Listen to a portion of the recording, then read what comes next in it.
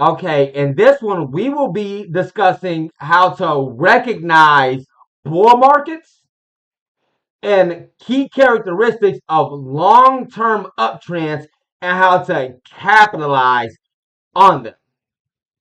This is going to take understanding your different key statistics that come into play for the stock on top of following along with the actual market sentiment and world events. If you are just going for your basic penny stocks, for example, you may need to be looking at your volume, at your market cap, at your free float, which we'll talk about some of these statistics here. If you feel like that you're missing out on any gaps, you can always go and check back on any of your previous lessons where we talked about things like long-term versus swing trading and day trading, on how to use the indicators, on how to read the different stats and judge short interest and short squeezes and the whole shamboozle.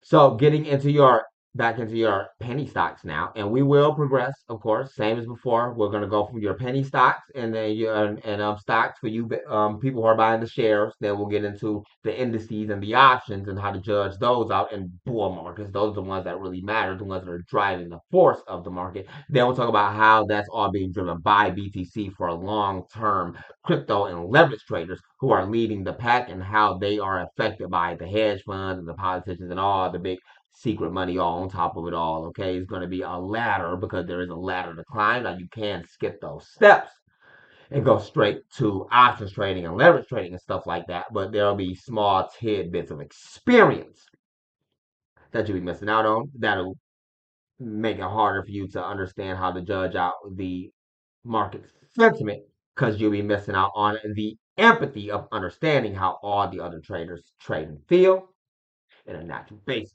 because you skipped all of those steps and lessons and whatnot. But nonetheless, for example, here you got your value, the active amount of traded shares through the day. Okay, the higher the volume, okay, the more faster, more volatility you'll be seeing coming into a stock. The more solid the candlesticks will be on there as well on smaller chart trading time frames. Okay, you want a stock that's solid with volume and volatility and activity and stuff like that, based off of what your different preferences are. You have different types of stats that you like to go for. And I'll show you in other lessons how you filter those out and so on and so forth. Okay. When you get more experience, you know how. And so you want to see your volume outdoing your average volume. And that's greatly important for the stock getting ready to start to even make a move, period. Now, a bigger free float is going to be harder to fill. You're going to want that volume to outdo your free float. And the market cap, look, so a bigger market cap, and I'll show you, for example, here, like on, like, I don't know, I just type in Tesla. A bigger market cap is already going to be having bigger money going in. And now, not to say it's going to be bigger volatility and whatnot automatically, but a bigger market cap is going to have, this got 1.43 trillion market cap. It's going to have bigger money going in there, just period. So you're going to see good activity and quite even possibly, just because a bigger market cap doesn't mean it's going to be a better stock, right? Quite possibly some stronger sustainability within that stock, stronger support levels, which we'll dive deeper into, spotting those out. Now, when you're looking for a long-term bull market, okay, again, this comes down to your personal preference, right? Because you can be going for the penny stock, you can be going for the options on the indices, or you can be going for the crypto. So it's for the penny stock. You're really looking into um, what they call not only just the short squeeze, because if you're looking for a long term move, you don't necessarily need to just be looking for a short squeeze instantly. A short squeeze would be more for like one of us who are getting it for a day trade real fast and we want to sell real fast. We want to sell tomorrow or something real fast. For a long term uptrend, yes, you would love to be a part of that short squeeze, but that short squeeze is going to make it easier for the stock to sell back off. You got to start selling back off, then everybody's gonna lock in gains. You're gonna end up having a lock in gains. You're gonna hit your stop loss and it'll crash back down. Now, in this specific case here, once you are in at the bottom of that stock, if it's truly worthy, if If it doesn't hit the old sell off back and stuff like that, then it might continue to rise up.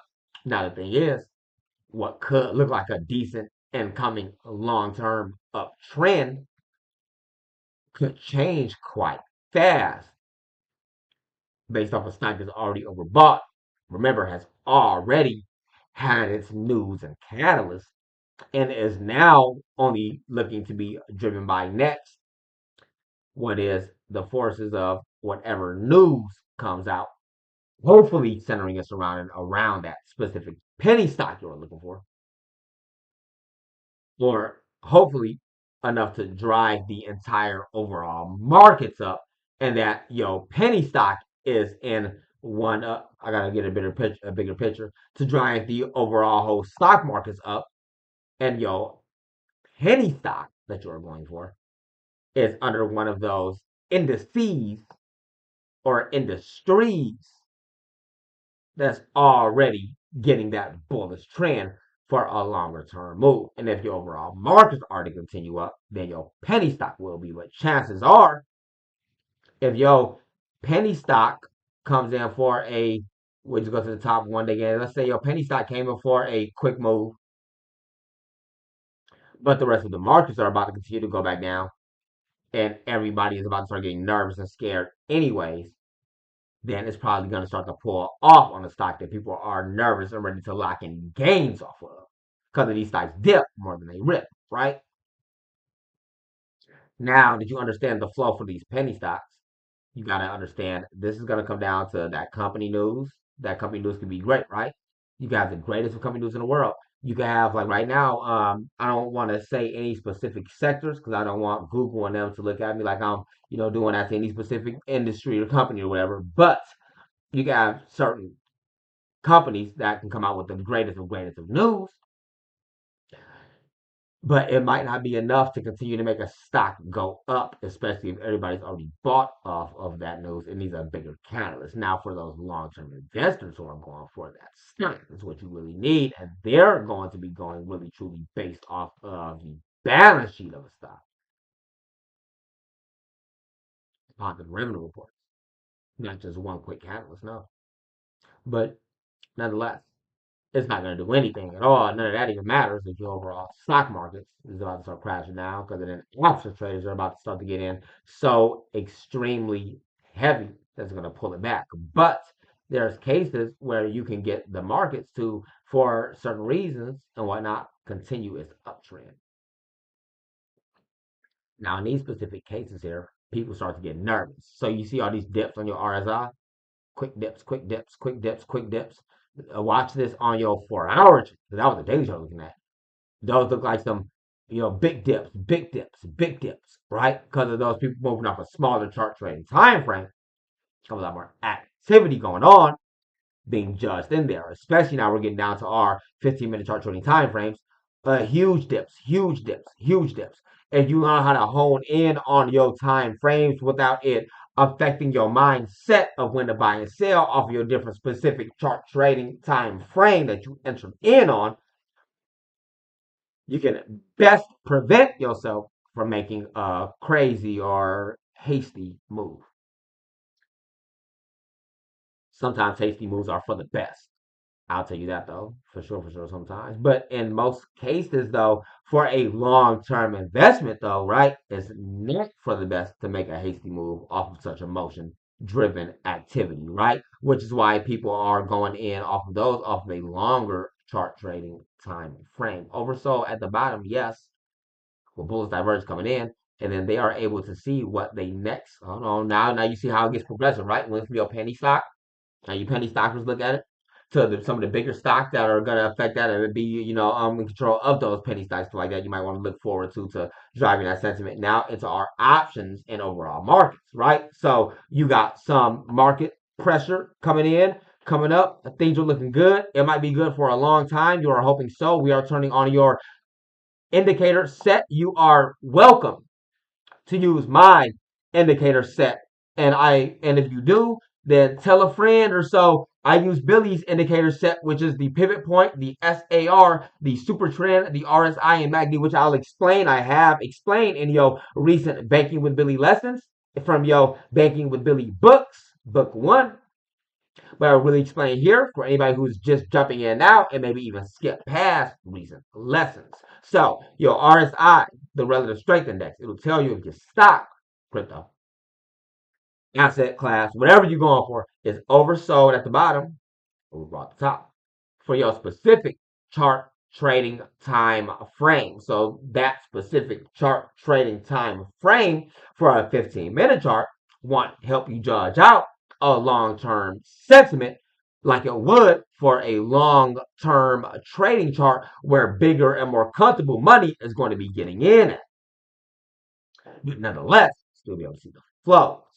And so your MACD is going to show you something that's making bullish divergence at the bottom, while stock is oversold and you want to buy, or bearish divergence at the top where you want to sell. People are getting ready to sell off. It might even be getting into ready to make what could be a long-term bearish sentiment. Now I'm showing you the advanced indicators up here. You have your pivot points, those lines, showing you what target ranges 1, 2, and 3 are.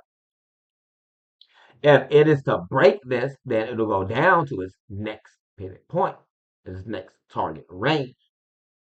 This is not only on the S&P 500. So I'll show you. I know y'all know what you're wondering, but Billy, is that going to be on my penny stock as well? Well, yes, sir or ma'am, that is going to be on your penny stock as well, showing you exactly as you can see in great detail, no less, on your penny stock even. You can use your pivot point. Tell them Billy Banks sent you. And you also have your SAR indicator. This will stand for stop reverse. Now on a smaller chart, that's these dots here. If those green dots are starting to enclose, it's getting ready to stop. And you see those red dots come on and reverse. Those red dots enclose, they'll stop because green dots come in and reverse. The SAR for stop and reverse. You can see now on a smaller chart trading time frame, like our 15-minute trading chart where we do our day trades at, right? You won't be able to see such a long-term sentiment. If you go down to a daily trading chart or even quite possibly maybe even your weekly trading chart if you really move like that. I don't, but you'll be able to see a longer range. Look at this now for those long-term traders going off of such a long time frame. For you, if you are the new trader and are still learning or even just coming back to brush up on your skills and knowledge, if you are going for a long move, you will be looking at your overall daily chart. You'll be looking for your next range up. In this case, for spot will be 700. If it is to drop down and the sentiment begins to get bearish, you want about 680. Now, understanding how to best capitalize off of all of this, right? So, and we'll go back down to a penny stock so you can best understand. So everybody can best understand, right? So let's say you're going for Q, I, U, and C, Q and CX stock, right? Let's say you were getting in. Okay, let's say that you're getting in right here for Q, I, and CX stock. Okay, now, granted, again, this is not financial advice. This is not the hottest stock on the market. We're using a quick snip example, okay? You would like to get in from the bottom. It's oversold, yes? It's getting ready to make this next round of incoming bullish divergence that you can even see formulating. It's already busting off of your 15-minute chart because they are starting to buy some shares down there at that bottom. Well, one hot piece of news, it'll explode, right? You know, this thing done been sold all your short squeeze. Would it be, huh? But is the company powerful enough to continue on for a long term move? Well, your big investors and big whales and whatnot, they'll be looking at the balance sheet.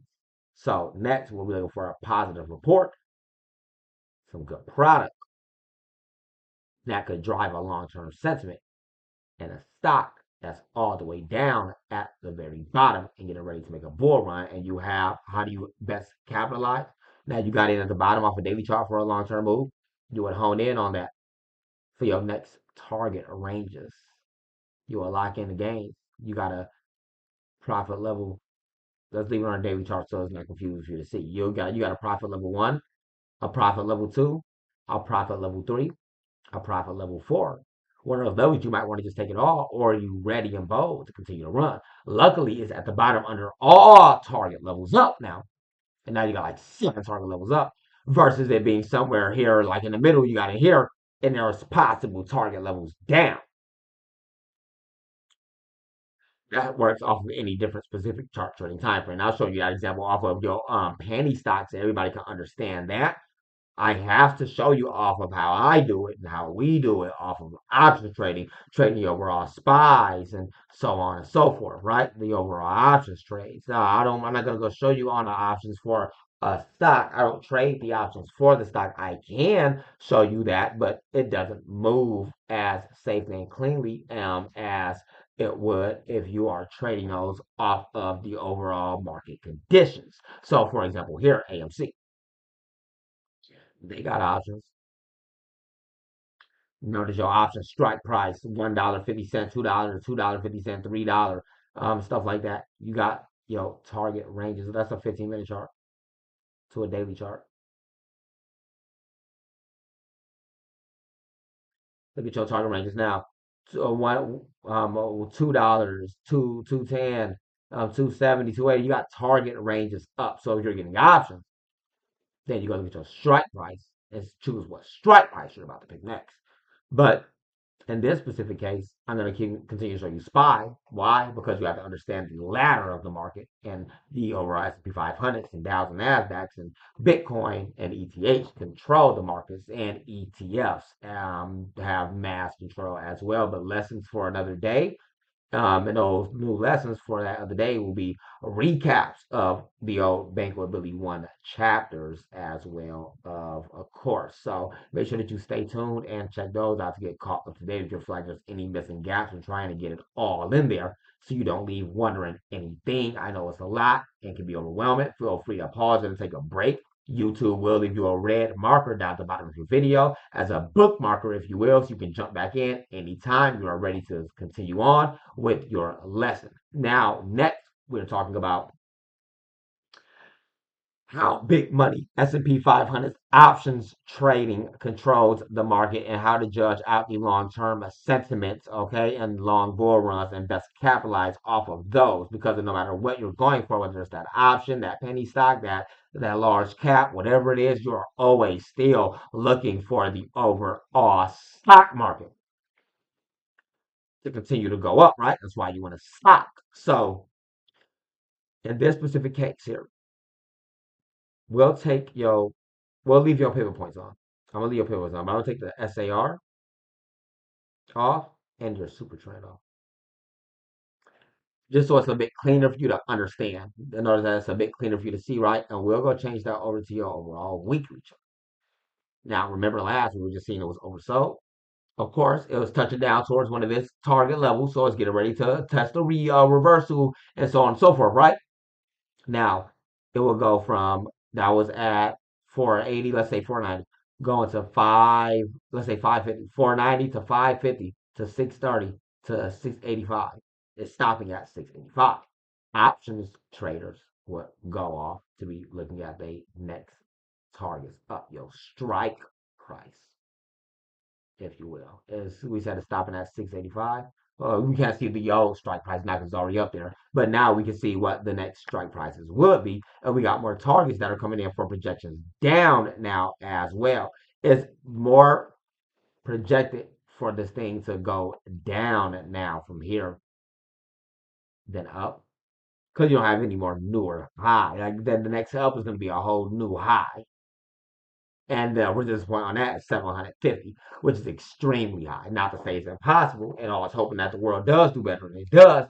But now we're getting down to projecting the long term bull run versus short term bull run, right? Because if you got targets down, that sentiment can change fast.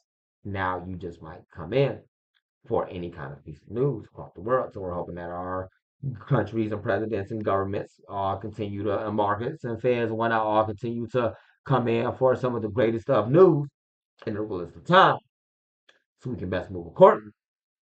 And that news hopefully adds into some positivity across the market, which currently right now it is, except for the Dow. But nonetheless, that's still all going to be driven by, of course, BTC now this day. Now if your BTC is to continue to go up, which in this case is only going down more. It's back down to 76,000. And again, this might not matter right now. If you're seeing this a year later, or you're seeing this 2 years later, or whatever, it might not matter now. But if you are, then this is good information for you to see right now. If you've seen this while I'm still releasing it, you at this bottom down here, looking already tried to bounce from there.